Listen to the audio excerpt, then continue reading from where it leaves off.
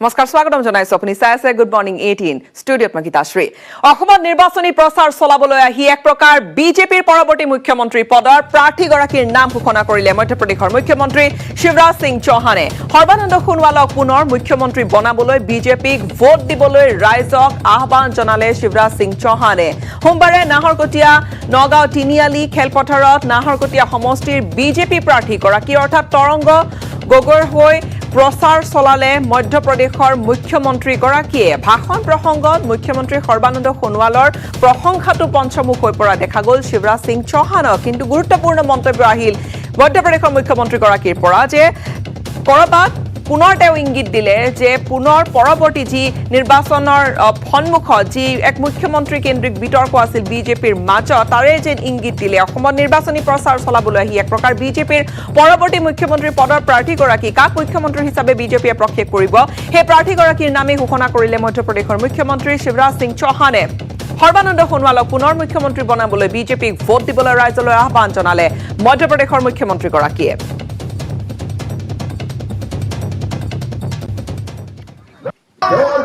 सबका आशीर्वाद मिलेगा कमल के फूल की बटन दबाएंगे तरंग गोगोई को जिताएंगे सर्बानंद जी को मुख्यमंत्री बनाएंगे मोदी जी का मान बढ़ाएंगे आगे आज मेरे साथ महकमा में संकल्प लीजिए हर वोट भारतीय जनता पार्टी को जाएगा और हम सब मिलकर भी बीजेपी को वोट दिलाएंगे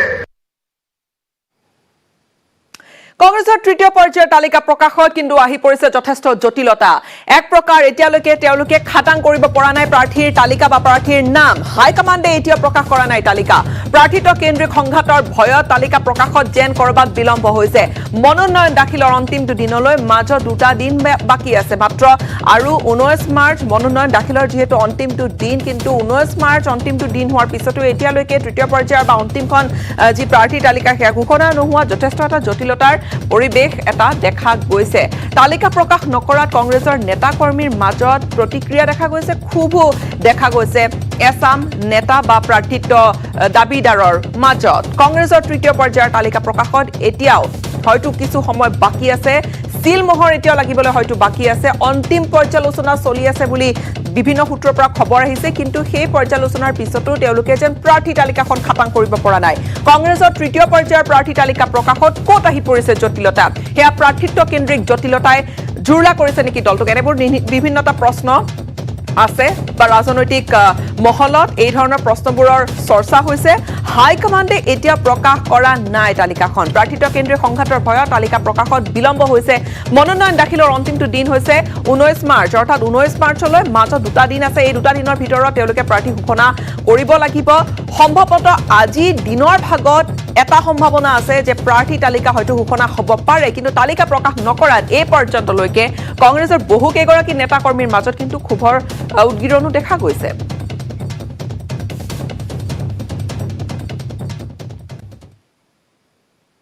আৰু হাই ভল্টেজ কেম্পেইনিং ইতিমধ্যে আৰম্ভ হৈ গৈছে ৰাজ্যত কাইলৈ অসমত নিৰ্বাচনী প্ৰচাৰ চলাব কেন্দ্ৰীয় মন্ত্ৰী অমিত শাহ আৰু উত্তৰ প্ৰদেশৰ মুখ্যমন্ত্ৰী যোগী আদিত্যনাথেও প্ৰচাৰ চলাবলৈ কাইলৈ আহি উপস্থিত হ'বহি ৰাজ্যখনত মাজুলী আৰু শদিয়াৰ জনসভাত অংশগ্ৰহণ কৰিব কেন্দ্ৰীয় গৃহমন্ত্ৰী অমিত শাহে তেওঁ সভাও কৰিব মাজুলী আৰু শদিয়াত ইফালে হোজাইৰ নিৰ্বাচনী প্ৰচাৰ সভাত অংশগ্ৰহণ কৰিব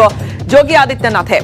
আনহাতে 18, 19 আৰু 21 মাৰ্চত অসমৰ নিৰ্বাচনী প্ৰচাৰ চলাব প্ৰধানমন্ত্ৰী নৰেন্দ্ৰ মোদীয়ে তেওঁৰ তিনিদিনীয়া কাৰ্যসূচী আছে 18, 19 আৰু 21 মাৰ্চত অসমত আহি উপস্থিত হ'বহি নিৰ্বাচনী প্ৰচাৰ চলাব প্ৰধানমন্ত্ৰীগৰাকীয়ে 18 মাৰ্চত কৰিমগঞ্জৰ নিৰ্বাচনী সভাত অংশ লোৱাৰ বিপৰীতে 19 মাৰ্চত চাবুৱাৰ নিৰ্বাচনী সভাত তেওঁ ভাগ ল'ব কৰিমগঞ্জৰ পৰিবেশ আমি কালিৰে পৰা আপোনালোকক দেখুৱাইছো কৰিমগঞ্জত প্ৰধানমন্ত্ৰীৰ সভাখনক লৈ বিজেপি কৰ্মীসকলৰ মাজত যথেষ্ট তৎপৰতা দেখা গৈছে যথেষ্ট তেওঁলোক উৎসাহিত হৈ আছে আৰু বৰাক ভ্যালিত বা বৰাক উপত্যকাত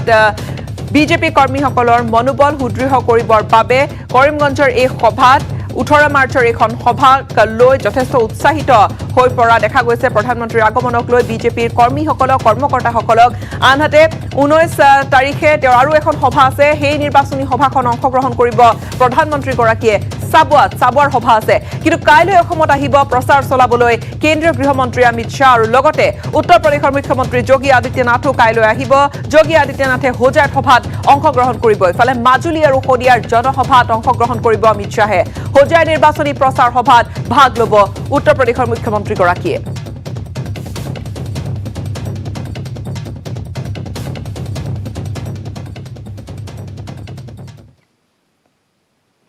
পৰাজয়ৰ ভয়ত কপি আছে বিজেপি আৰু সেইবাবে অসমলৈ আহিছে বিজেপিৰ ৰাষ্ট্ৰীয় নেতাসকল সমস্যালৈ পিঠি দি কেৱল আজমলৰ বিৰুদ্ধে মাতিছে প্ৰধানমন্ত্ৰী মোদী কেন্দ্ৰীয় মন্ত্ৰী অমিত শ্বাহে ৫টা বছৰ পূৰ্বে দিয়া প্ৰতিশ্ৰুতি পাহৰিলে মোদী শ্বাহে এই মন্তব্য কৰিছে এআইইউডিএফ প্ৰধান বদৰুদ্দিন আজমলে নিৰ্বাচন ঠিক সন্মুখত আৰু এইকেইটা দিনত যথেষ্ট বাগবিতণ্ডা উত্তপ্ত হৈ পৰিছে বাগবিতণ্ডাৰে ৰাজনৈতিক বতাহ কিন্তু এই মুহূৰ্তত বিজেপি কঠোৰ সমালোচনা কৰিছে বদৰুদ্দিন আজমলে এআইইউডিএফ প্ৰধানগৰাকীয়ে পৰাজয়ৰ ভয়ত হেনু কপি উঠিছে বিজেপি আৰু সেইবাবে অসমলৈ আহিছে বিজেপিৰ ৰাষ্ট্ৰীয় নেতা বাঘা নেতা সমস্যালৈ পিঠি দি কেৱল আজমলৰ বিৰুদ্ধে মাতিছে প্ৰধানমন্ত্ৰী মোদী কেন্দ্ৰীয় মন্ত্ৰী অমিত শ্বাহে ৫টা বছৰ পূৰ্বে দিয়া প্ৰতিশ্ৰুতি পাহৰিলে দুয়োগৰাকীয়ে এই মন্তব্য কৰিছে এআইইউডিএফ প্ৰধান বদৰুদ্দিন আজমলে আৰ আগত সব মেসেজ দি দিয়ে ইয়াত আহিলে খালি বদৰুদ্দিনৰ বিৰুদ্ধে মাতিব কেনে কোনো ইসকলৰ হাতত কোনো সমস্যা নাই নাজানে অসমত 5 বছৰ আগত প্ৰাইম মিনিষ্টাৰে কি কৈ গৈছিল আমাৰ অমিত শ্বাহজীয়ে কি কৈছিল আমাৰ সৰ্বানন্দ সোণোৱাল সাহেবে কি কৈছিল কোনো এটা বাধা ইয়াত নাই কোনো এটাও প্ৰমিছ পুৰা কৰিব পৰা নাই এতিয়া কিমান বুজাব বোলে এক কথা সহজ আছে আজমলৰ বিৰুদ্ধে মাতি দিলে চব হৈ যাব অসমৰ মানুহ ইমান বুধাই নেকি কিছু টানাটানিতো হ'বৰে বাবা এইটো হৈছে আর এটা নর্মাল হয়ে গেছে আরে বাবা এজিপি বিজেপি আমি আর রইজর দল সবই তো বিজেপি বিজেপি টিকেট দিছে কোনো নতুন কথা তো কোয়া নাই এই শেখ শাহ আলমে আমার ইয়াত থাকতে বিজেপির বিরুদ্ধে নাই বিজেপির পক্ষে মাত মাতিছিল মই স্টেজের পৰা নামাই দিছো তাৰ পৰা আমি আমাৰ দলেৰ পৰা উড়াই দিছো এতিয়া ই গই असली माल असली जगह में चला गया বিজেপির মানুষ রাইজর দলের নামত হোক বা এজেপির নামে দলত হোক এই দলত গৈছে এইটোই দল আসলি জানা সরকার আমার হব এইটো গ্যারান্টি মই দি আছো ইনশাআল্লাহ লখিমপুৰত মন্ত্ৰী হিমন্ত বিশ্ব শৰ্মাৰ নিৰ্বাচনী প্ৰচাৰ অভিযান বিজেপিৰ প্ৰাৰ্থী মানৱ ডেকাৰ হৈ নিৰ্বাচনী প্ৰচাৰ চলাইছে মন্ত্ৰী হিমন্তই লখিমপুৰৰ লীলাবাৰীত অনুষ্ঠিত বিশাল এখন নিৰ্বাচনী সভাত অংশগ্ৰহণ কৰি কংগ্ৰেছ এআইইউডিএফক তীব্ৰ সমালোচনা কৰিলে মন্ত্ৰীগৰাকীয়ে কংগ্ৰেছৰ দিনত ধুতি সূতা আৰু লুঙিৰ ৰাজনীতি চলিছিল বুলি তীব্ৰ কটাক্ষ মন্ত্ৰী হিমন্তৰ বিৰোধীক তোলা ধুনা দি 2022ৰ মাৰ্চত আগত 1 লাখ নিবনুৱাক চৰকাৰী চাকৰি দিয়াৰ প্ৰতিশ্ৰুতি দিছে মন্ত্ৰীগৰাকীয়ে লখিমপুৰত কংগ্ৰেছৰ 5টা গ্যাৰান্টি কটাক্ষ কৰি মন্ত্ৰী হিমন্ত বিশ্ব শৰ্মাই দিলে 5টা প্ৰতিশ্ৰুতি লগতে নিজৰ কবিতা আবৃত্তি কৰি আজমলক তীব্ৰ কটাক্ষও কৰিলে মন্ত্ৰীগৰাকীয়ে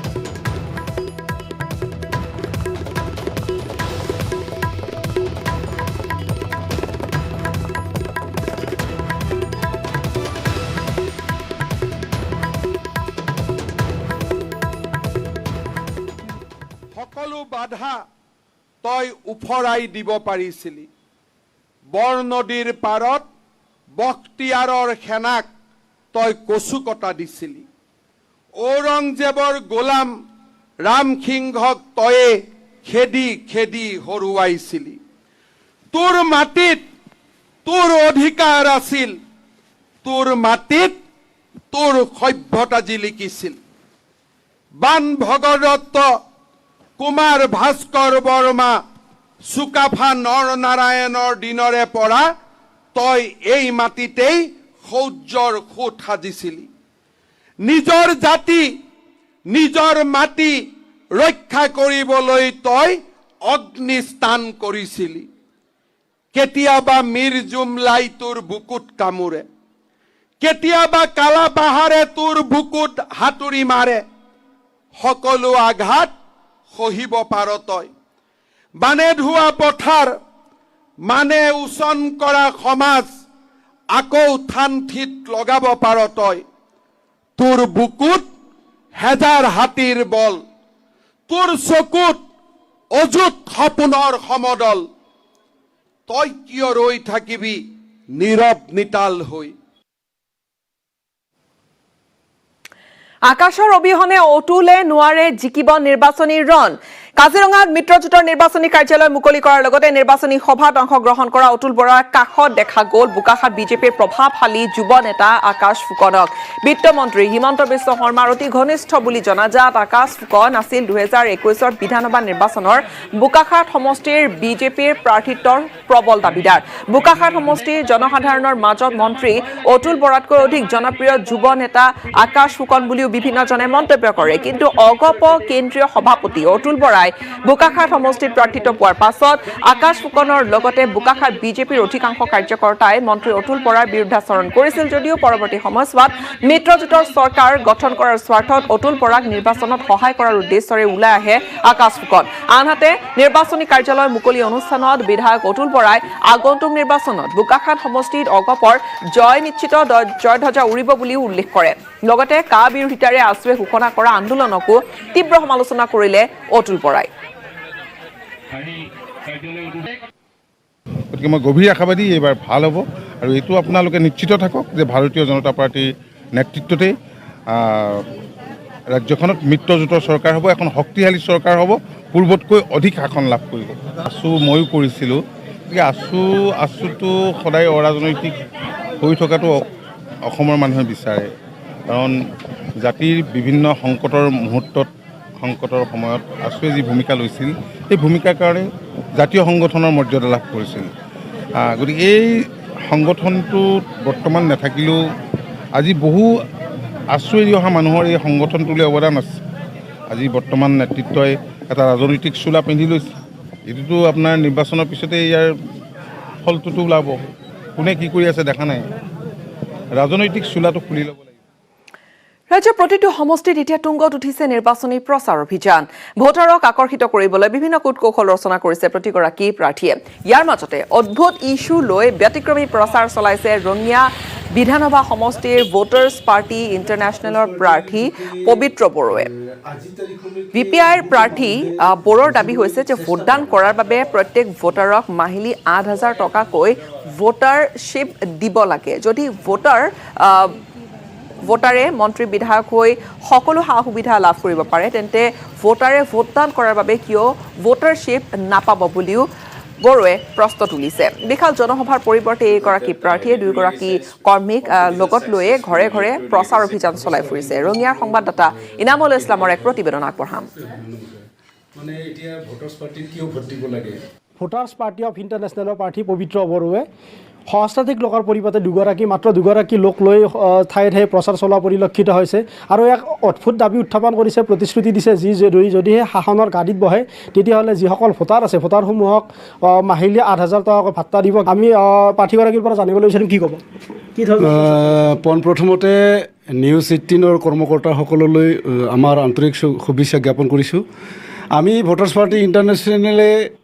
অন্য ৰাজনৈতিক দলৰ ইছ্যুক লৈ আমি পাৰ্টি কৰা নাই। ভোটাৰ্ছ পাৰ্টি ইণ্টাৰনেশ্যনেলৰ লক্ষ্য উদ্দেশ্যটো মানে হৈছে কি, ভোটাৰসকলে একচুৱেলি দেশৰ ফাউণ্ডাৰ হৈছে ভোটাৰসকল। এই হিচাপত দেশৰ ফাউণ্ডাৰসকলক আজি আমি আৰ্থিকভাৱে যিটো আমাৰ অধিকাৰ সংবিধানে যিটো কৈ আছে সেই হিচাপত প্ৰতিজন ভোটাৰক মাহিলী ভাত্তা দিয়াৰ এটা আইন তৈয়াৰ কৰিব লাগে, য'ত আজি 2005ত স্বয়ং অসমৰ সৰ্বানন্দ সোণোৱাল তেখেতে AJPৰ সাংসদ আছিলে, তেখেতে নিজৰ পেইটত লিখিত আকাৰে দি আহিছিলে দিল্লীত যে ভোটাৰসকলক অধিকাৰ হিচাপে মাহিলী ভাত্তা দিয়াৰ ব্যৱস্থা। তৎসত্বেও আজি কাঠপুতলাৰ নেতাসকলে ভোটাৰসকলক এই অধিকাৰৰ পৰা বঞ্চিত কৰি ৰাখিছে। শাসনত আহে কি ধৰণে পইচাটো দিব? আমাৰ শাসনত আহিলে যিটো জনমূৰি আহে, আমাৰ কথাটো হৈছে কি আজি তাৰিখত এজন ভোটাৰৰ মূল্য অধিকাৰ জনমূৰিয়াই 16,000টোক আমি কৈছোঁ আধা অংশ ডাইৰেক্ট ভোটাৰসকলক দিয়ক আৰু আধা অংশ দেশৰ উন্নয়নৰ কাম কৰক। এই হিচাপত আমি দাবী জনাইছোঁ আৰু আমি আহিলে আমি ৰাইজক সকলোকে মাহিলী ভাত্তা দিয়াৰ ব্যৱস্থা আমি কৰিম। হয়, ৰঙিয়াৰ এনেধৰণে গাঁৱে ভূঞে পবিত্ৰ বড়োৱে শতাধিক লোকৰ পৰিৱৰ্তে মাত্ৰ দুগৰাকী লোক লৈ এনেদৰে প্ৰচাৰ চলোৱা পৰিলক্ষিত হৈছে আৰু এক অদ্ভুত দাবী উত্থাপন কৰিছে। সেয়া কিমান গ্ৰহণযোগ্য সেয়া সময়তহে লক্ষণীয় হ'ব। ক্ৰমাৎ চমু চাপি আহিছে অসম বিধানসভা নিৰ্বাচনৰ দিন উজনিৰ ভোটাৰৰ মন বুলিবলৈ নিৰ্বাচনী প্ৰচাৰত নামি পৰিছে হাই প্ৰফাইল নেতাসকল আৰু পুৰণা প্ৰতিশ্ৰুতি পাহৰি নতুন প্ৰতিশ্ৰুতি আৰু সম্ভাৱনাৰ কথা কৈ হাই ভোল্টেজ প্ৰচাৰত নামি পৰিছে বিজেপি আৰু কংগ্ৰেছৰ শীৰ্ষ নেতাসকল ঢকুৱাখনাত জেপি নাড্ডাৰ ৰণসংকাৰ নাহৰকটীয়াত বিশাল ৰেলীত মধ্যপ্ৰদেশৰ মুখ্যমন্ত্ৰী শদিয়াত নিৰ্বাচনী প্ৰচাৰ ছত্তীশগড়ৰ মুখ্যমন্ত্ৰীৰ প্ৰথম পৰ্যায়ৰ ভোটগ্ৰহণলৈ মাজত মাত্ৰ 11 দিন উজনিৰ ভোটাৰৰ মন ভুলাবলৈ নিৰ্বাচনী প্ৰচাৰত নামিছে হাই প্ৰফাইল নেতা পুৰণা প্ৰতিশ্ৰুতি পাহৰি নতুন প্ৰতিশ্ৰুতি আৰু সম্ভাৱনাৰ কথা কৈ হাই ভোল্টেজ প্ৰচাৰত নামিছে বিজেপি আৰু কংগ্ৰেছৰ শীৰ্ষ নেতা দিল্লীৰ পৰা উৰি অহা এইসকল নেতাই উজনিৰ বিভিন্ন অঞ্চলৰ নিৰ্বাচনী সভাত ভাষণ দি পৰস্পৰক কৰিছে সমালোচনা সোমবাৰে ঢকুৱাখনা চতিয়া আৰু বৰজলাত নিৰ্বাচনী প্ৰচাৰ চলাই বিজেপিৰ ৰাষ্ট্ৰীয় সভাপতি জেপি নাড্ডাই কংগ্ৰেছ চৰকাৰৰ অপশাসনে অসমক বহুদূৰ পিছুৱাই নিলে বুলি মন্তব্য কৰি বিজেপিৰ হাততহে অসম সুৰক্ষিত বুলি উদাত্ত ভাষণ দিয়ে নাড্ডাই বিকাশৰ নামেই বিজেপি বুলি উল্লেখ কৰি নাড্ডাই কয় যে অসম বানমুক্ত কৰিবৰ বাবে সম্পূৰ্ণ কৰা হৈছে স্যাটেলাইট সাৰ্ভে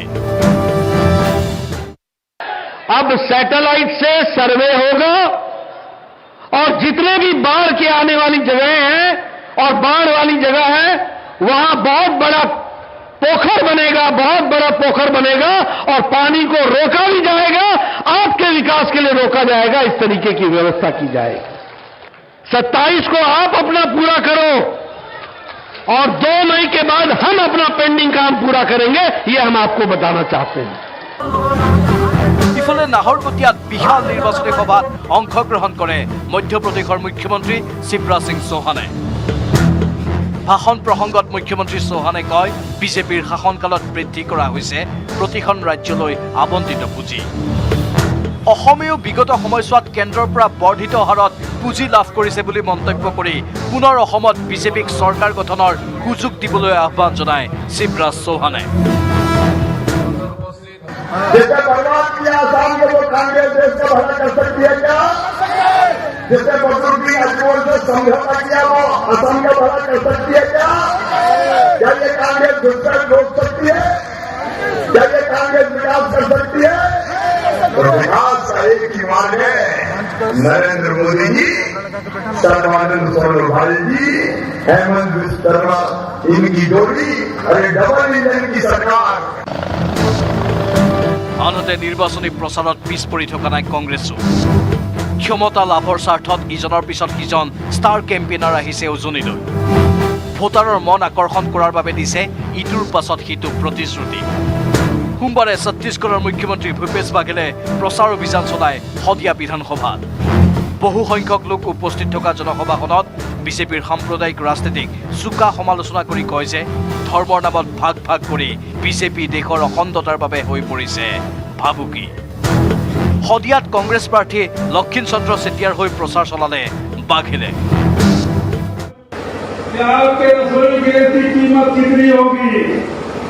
ये एक वोट तय करेगा कि आपकी डीजल की कीमत कितने होंगे आपके एक वोट की कीमत तय करेगा कि आपके पेट्रोल की कीमत कितने होंगे आपका एक वोट की कीमत तय करेगा कि टी गार्डन में वर्कर की मजदूरी कितनी होगी आपके एक वोट तय करेगा कि आपके बेटे बेटियों को रोजगार मिलेगा कि नहीं मिलेगा आपका एक वोट ये भी तय करेगा कि यहाँ CAA लागू होगा कि नहीं होगा आपका एक वोट ये तय करेगा कि असम की अस्मिता बचेगी कि नहीं बचेगी ये वोट तय करेगा এনেদৰেই হাই ভোল্টেজ প্ৰচাৰত নামিছে বাঘা বাঘা ৰাজনৈতিক নেতাসকল বিগত কিছুদিনত অমিত শ্বাহ স্মৃতি ইৰাণী ৰাজনাথ সিং প্ৰিয়ংকা গান্ধী জিতেন্দ্ৰ সিঙকে ধৰি কংগ্ৰেছ বিজেপিৰ শীৰ্ষ নেতাই চলাইছে ব্যাপক নিৰ্বাচনী প্ৰচাৰ bureau report news 18 Assam north east স্বাগতম জনাইছো আপুনি চাই আছে গুড মৰ্ণিং 18 মন্ত্ৰী ভৱেশ কলিতাই নৈত সাঁতুৰি মথাউৰি বান্ধিবলৈ যোৱা নাছিল আচলতে তেওঁ ৰাইজক কেনেদৰে সাঁতুৰিব লাগে সেয়াহে প্ৰশিক্ষণ প্ৰদান কৰিবলৈ চেষ্টা কৰিছিল কাৰণ বাৰিষা কালত পুনৰ ৰঙিয়া প্লাবিত হ'ব বগৰীবাৰীৰ ভগ্ন মথাউৰিৰ বাবে আৰু এই মন্তব্য কৰিছে ৰঙিয়া মহাজোঁটৰ প্ৰাৰ্থী ভগৱান দেৱ মিশ্ৰই ৰঙিয়াৰ পুথিবাৰী নৈৰ বগৰীবাৰীৰ স্নিগ্ধ মথাউৰি পুনৰ নিৰ্মাণৰ ক্ষেত্ৰত অনীহা দেখুৱাইছে মন্ত্ৰী ভৱেশ কলিতাই মথাউৰি ছিগি ৰঙিয়া জলপ্ৰলয় নামি অহাত 8 মাহ পাৰ হোৱাৰ পিছতো এতিয়া পৰ্যন্ত মথাউৰি নিৰ্মাণৰ কাম কাজখিনি সম্পূৰ্ণ হৈ উঠা নাই ৰঙিয়াৰ বিধায়ক ভৱেশ কলিতা মন্ত্ৰী ভৱেশ কলিতা কটু সমালোচনা কৰিলে মহাজোঁটৰ ৰঙিয়াৰ প্ৰাৰ্থী ডক্টৰ ভগৱান দেৱ মিশ্ৰই দ্বিতীয় পৰ্যায়ৰ মনোনয়ন দাখিলৰ পিছত এতিয়া ৰঙিয়া সমষ্টিত আৰম্ভ হৈ গৈছে বিভিন্ন দলৰ প্ৰচাৰ অভিযান মহাজোঁটৰ প্ৰাৰ্থী ডক্টৰ ভগৱান দেৱ মিশ্ৰয়ো ৰঙিয়াৰ বিভিন্ন অঞ্চলৰ ৰাইজৰ ঘৰে ঘৰে গৈ প্ৰচাৰ অভিযান চলোৱাত ব্যস্ত হৈ থকা দেখা গৈছে প্ৰচাৰ অভিযানৰ মাজতে ইজনে আনজনৰ গালৈ বোকা ছটিওৱাৰ ৰাজনীতিও ক্ৰমে তীব্ৰতৰ হৈ পৰিছে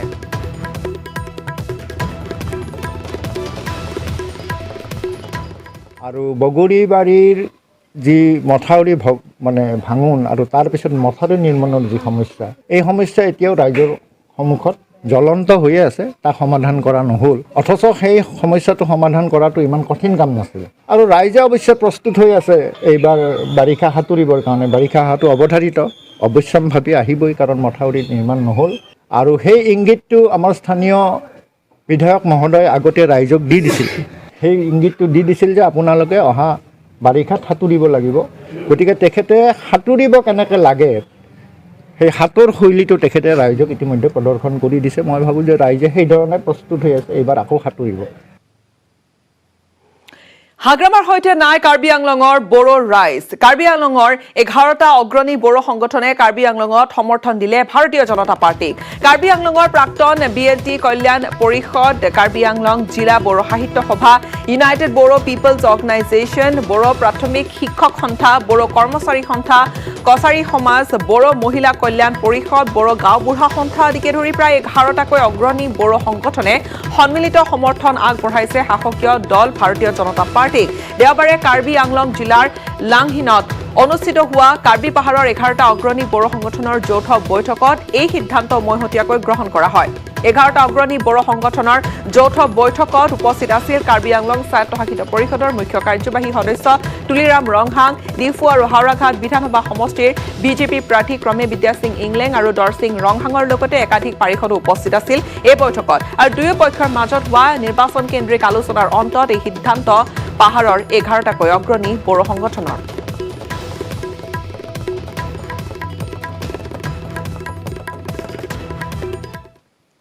বড়ো ৰাইজৰ মানে ৯৯% আমি ভাৰতীয় জনতা পাৰ্টিৰ প্ৰাৰ্থীসকলক প্ৰক্ষেপিত প্ৰাৰ্থীসকলক আমি ভোটদান কৰিম আৰু আজি সেইটো সিদ্ধান্ত আমি ল'লোঁ গতিকে হাওৰাঘাট ডিফু বোকাজান আৰু বৈঠালাংছ এই 4টা সমষ্টিৰ ভাৰতীয় জনতা পাৰ্টিৰ প্ৰাৰ্থীসকলে জিকাতে নিশ্চিত আপোনাসকলে ধৰি লওক নিশ্চিত বুলি আৰু আমি এইবাৰ ভাবিছোঁ যোৱা নিৰ্বাচনসমূহত যিবোৰ ভাৰতীয় জনতা দলৰ প্ৰাৰ্থীয়ে ভোট পাইছিল ইয়াত কাউন্সিলতে হোক MP ইলেকশ্যনতে হোক আমি এইবাৰ আৰু বেছিকৈ ফলটো ৰিজাল্টটো আমি ভাল কৰিম নিৰ্বাচনৰ প্ৰাক্ষণত অখিল বাহিনী কেৰি লুৰিন বাহিনীত আহি চামিল হৈছেহি অভিনেত্ৰী জেৰিফা ৱাহিদ সভাপতি লুৰিনজ্যোতি গগৈৰ উপস্থিতিত অসম জাতীয় পৰিষদত যোগদান কৰিলে জেৰিফা ৱাহিদে কাম কৰাত অসুবিধাৰ সন্মুখীন হোৱাৰ ফলতে ৰাইজৰ দল ত্যাগ কৰা বুলি মন্তব্য কৰিছে জেৰিফাই লগতে ৰাইজৰ দল আৰু অসম জাতীয় পৰিষদৰ মাজত কোনো মতানৈক্য নাই বুলিও তেওঁ সদৰি কৰে জেৰিফাৰ লগতে অসম জাতীয় পৰিষদত এজেপিত আহি যোগদান কৰেহি পূব গোৱালপাৰাৰ 4বাৰৰ বিধায়ক গিয়াছুদ্দিন আহমেদৰ পুত্ৰ ডক্টৰ অনিশেষ আহমেদ অসম ফুটবল সন্থাৰ যুটীয়া সম্পাদকৰ লগতে আমচুৰ ৰাজ্যিক প্ৰাক্তন সভাপতি জহিৰুল হকে স্বৰূপ যিটো আমি সৰুৰে পৰা বহু কথা বুৰঞ্জীটো শুনি আহিছোঁ মা দেউতা ইলেকশ্যনত প্ৰতিনিধিত্ব কৰিবলৈ মোৰ সিমান দূৰ সাহস নাই কাৰণ আমাৰ দলটো অতি নতুন দল আৰু একেবাৰে অকলে মোৰ কাৰণে প্ৰতিনিধিত্ব কৰাটো বহু ক্ষেত্ৰত নহ'ব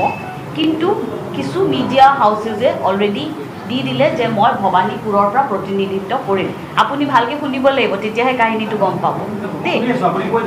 তাৰ পাছত যেহেতু মই প্ৰতিনিধিত্ব নকৰিলোঁ তাৰপিছত আকৌ মোৰ ওচৰলৈ দলগাঁও আহিছিল তেতিয়াও মই না কৈছোঁ গতিকে মোক 3খন ঠাইত টিকেট দিয়া হৈছিল কিন্তু মই 3খন ঠাইতে প্ৰতিনিধিত্ব নকৰোঁ বুলি ক'লোঁ কাৰণ মই বিচাৰিছিলোঁ যে মই এখন ঠাইত আবদ্ধ হৈ থকাতকৈ মই আঞ্চলিকতাবাদৰ আদৰ্শ লৈ যদি গোটেই অসমত ঘূৰোঁ সেইটো বেটাৰ হ'ব পাৰে ৰাইজৰ দলৰ কাৰণে এবাৰ নিৰ্দলীয় প্ৰাৰ্থীৰূপে নিৰ্বাচনী যুঁজত নামিব পলাশবাৰী সমষ্টিৰ বিজেপি বিধায়ক প্ৰণৱ কলিতা বিজেপিৰ পৰা টিকট বঞ্চিত হোৱাত বা টিকট লাভ নকৰাত ক্ষোভিত হৈ পৰি দুখ প্ৰকাশ কৰিছে বিধায়কগৰাকীয়ে বিজেপিৰ পৰা টিকট বঞ্চিত হোৱাৰ পিছতে নিৰ্দলীয় প্ৰাৰ্থীৰূপে নিৰ্বাচন খেলাৰ কথা সদৰি কৰিলে বিধায়ক কলিতাই ইপিনে কংগ্ৰেছে নিৰ্বাচন খেলিবলৈ দিয়া প্ৰস্তাৱো নাকচ কৰিছে ইতিমধ্যে প্ৰণৱ কলিতাই এই বিষয়টো জনাইছে সাংবাদিকৰ আগত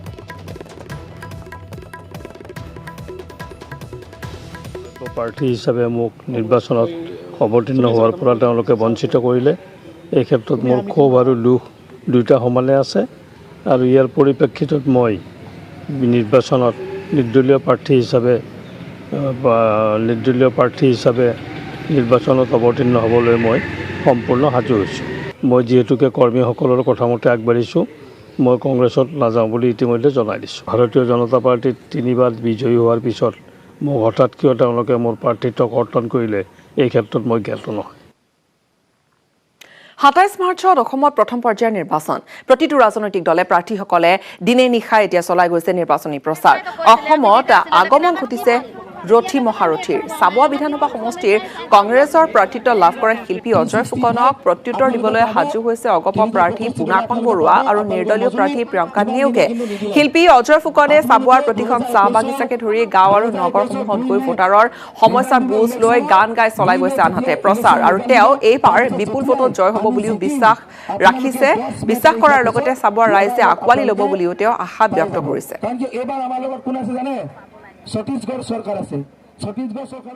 এই সন্দৰ্ভত আমি আগবঢ়াম আমাৰ প্ৰতিবেদন সাংবাদিক উপাসনা বৰুৱা গোস্বামীৰ